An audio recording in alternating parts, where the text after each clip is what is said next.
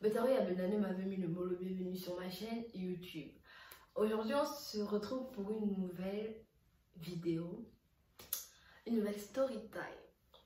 Baby girl, you give me energy, stop this. Quand je te vois, je suis comme un super saiyan.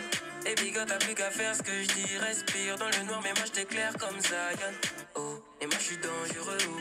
Toi tu veux d'alité comme Angelina. Donc, l'histoire que je vais vous raconter aujourd'hui se passe en je ne sais plus combien de 2000, mais genre, attendez.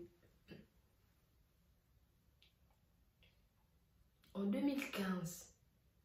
2015. En tout cas, année scolaire 2015-2016.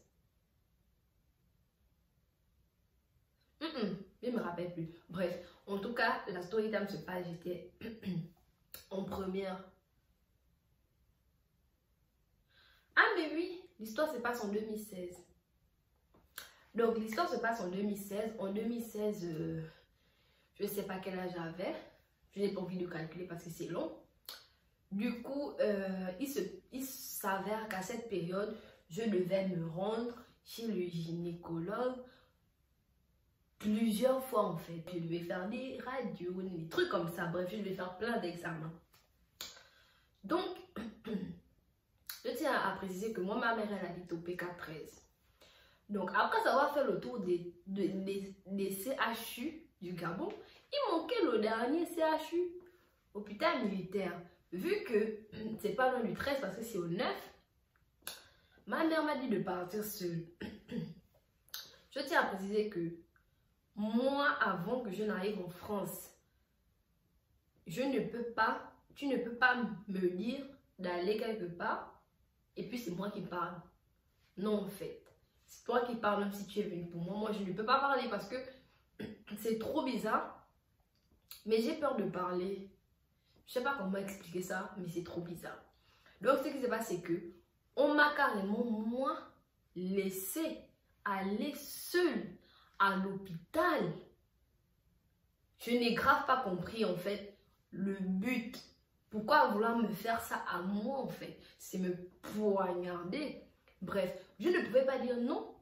Parce qu'on m'a dit de partir. Mon père m'a dit de partir. Ma mère m'a dit de partir. De dire quoi non. Parce que je ne veux pas aller parler. Que tu es là. Tu as les poids.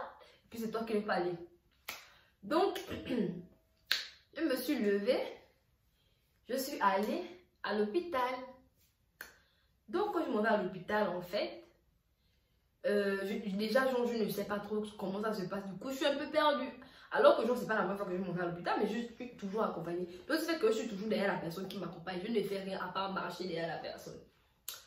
Donc, j'arrive à l'hôpital, je dois regarder, je dois faire aller payer moi-même. Et maïem qui et vous babobim et vous maïke et vous meneke maïem qui maïem fort vena bevalum ma hôpital était na ma tam.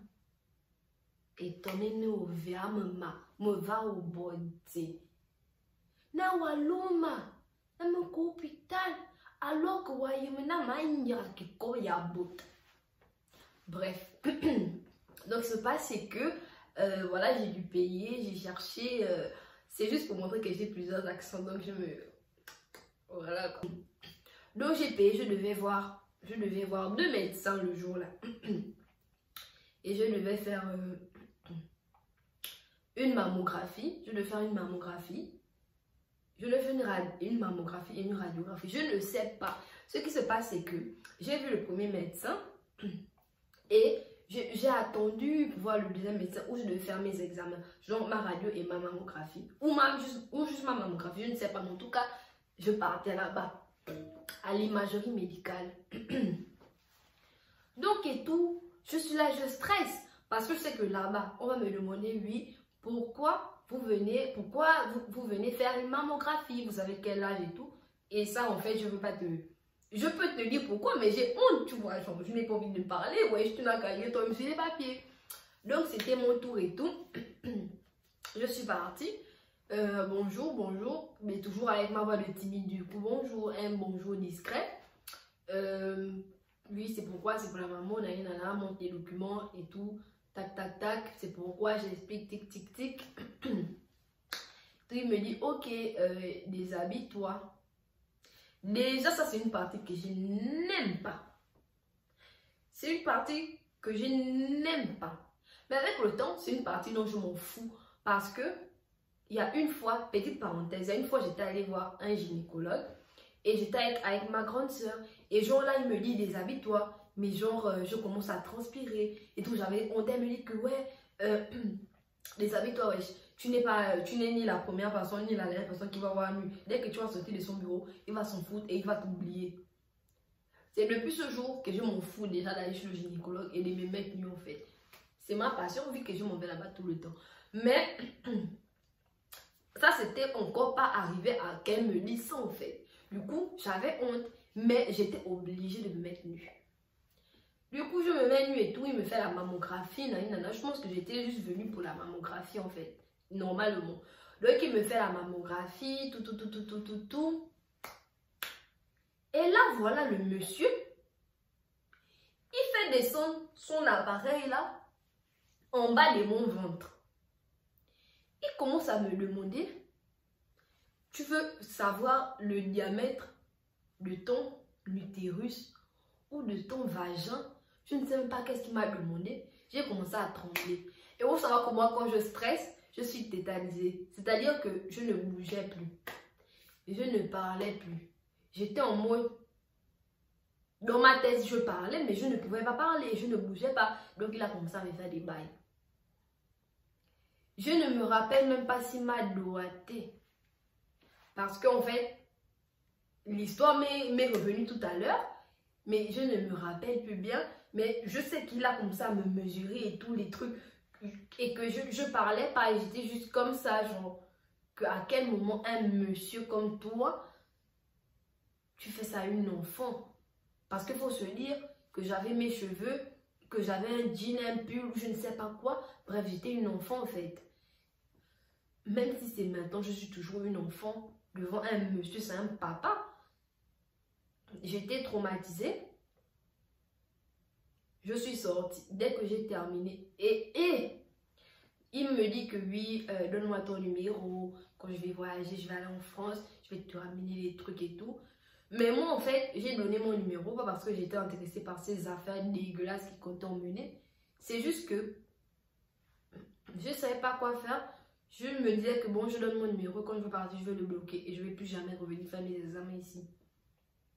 Donc, j'ai donné mon numéro. Je suis sortie, traumatisée. Je n'ai jamais dit ça à un seul membre de ma famille. Donc, quand mes grandes soeurs vont regarder la vidéo, elles vont découvrir ça là. Et elles vont peut-être aller dire ça à ma mère. Mais je ne suis plus là-bas, on ne va pas me bastonner. Donc, je m'en fous.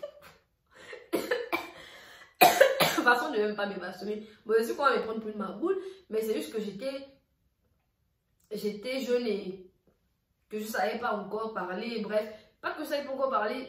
Je ne gérais pas mon stress et tout. Là, ça ne peut plus m'arriver. Mais j'étais traumatisée. Quand je suis sortie, j'ai pleuré.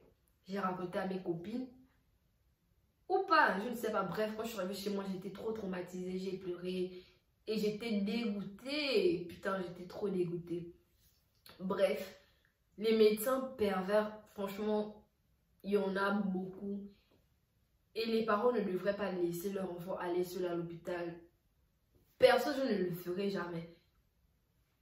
Au vu de ce que j'ai vécu, franchement, faites très attention les gens. Soyez pas comme moi, tétanisés. Par contre, ça c'est encore un truc qui m'arrive maintenant. Genre quand je suis traumatisée, genre, je parle pas, je bouge pas, je suis choquée en fait. Donc, bref, j'espère que je vais soigner ça avec le temps et que je vais pouvoir agir quand il faut agir. Et voilà, bref, c'est une histoire que j'avais oubliée, mais quelque chose m'a rappelé. Du coup, je me suis dit, tiens, je vais en parler. Donc voilà, c'est la fin de la story time. J'espère que la vidéo vous a plu. N'hésitez pas à liker, commenter, partager. Activez la cloche de notification pour que la prochaine fois que je mets en ligne une nouvelle vidéo, vous soyez notifiés. On se retrouve très vite pour une nouvelle vidéo. Bisous mes tarés et mes naneux.